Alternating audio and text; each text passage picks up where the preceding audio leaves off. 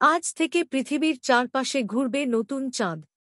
আজ থেকে পৃথিবীর চারপাশে ঘুরবে একটি নতুন মিনি চাঁদ। এটি আদতে একটি ছোট গ্রহাণু। বিজ্ঞানীরা এই গ্রহাণুটির নাম দিয়েছেন 20245। এটি চাঁদের মতো একেবারে স্থায়ী উপগ্রহ নয়, বরং এটি কিছুদিনের পৃথিবীর মাধ্যাকর্ষণে আটকে থাকবে। মিনি চাঁদ আসলে ছোট গ্রহাণু, যা পৃথিবীর মাধ্যাকর্ষণ দ্বারা সাময়িকভাবে আটকা পড়ে আমাদের চারপাশে ঘুরতে থাকে। এ ধরনের ঘটনা খুব বেশি ঘটে না। সেক্ষেত্রে আজ এই বিরল ঘটনাটি ঘটতে যাচ্ছে। 20245 নামের এই মিনি চাঁদের আকার মাত্র 3 ফুট, প্রায় 10 মিটার, যা অত্যন্ত ছোট। এটি সম্ভবত আর্জোনা নামে পরিচিত গ্রহাণুদের দলের অন্তর্ভুক্ত। এদের কক্ষপথ পৃথিবীর কক্ষপথের কাছাকাছি থাকে। এই গ্রহাণুটি আগামী 5-7 দিনের জন্য পৃথিবীর মাধ্যাকর্ষণে আটকে থাকবে, তারপরে এটি আবার সূর্যের চারপাশে নিজের পূর্ণ কক্ষপথে ফিরে যাবে। চাঁদের আলোয় সব বস্তুই কেন সাদাকালো?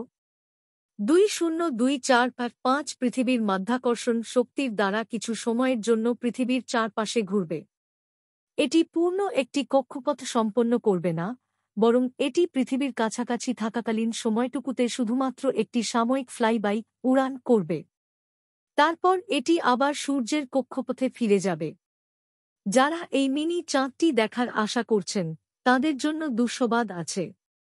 এটি খালি চোখে দেখার উপায় নেই, কারণ এটি এতই ছোট এবং মৃদু আলোকিত থাকবে। তাই খালি চোখে এটি দেখা সম্ভব না। এমনকি সাধারণ টেলিস্কোপেও এটি ধরা পড়বে না। তবে পেশাদার বিজ্ঞানীরা এটি পর্যবেক্ষণ করতে সক্ষম হবেন বিশেষ সরঞ্জামের সাহায্যে। চন্দ্রপৃষ্ঠের নমুনা বিশ্লেষণ করল চীন। মিনি চাঁদের ঘটনাগুলো মহাকাশ গবেষণার জন্য গুরুত্বপূর্ণ হতে পারে। এগুলোতে থাকা খনিজ এবং অন্যান্য উপাদানগুলো মহাকাশ অভিযানের জ্বালানি হিসাবে ব্যবহৃত হতে পারে। পৃথিবীর মাধ্যাকর্ষণে আটকে থাকা এই সাময়িক মিনিচাঁদটি বিজ্ঞানীদের কাছে মহাকাশের আরও জটিলতা এবং সৌরজগতের গঠন বোঝার জন্য গুরুত্বপূর্ণ হতে পারে।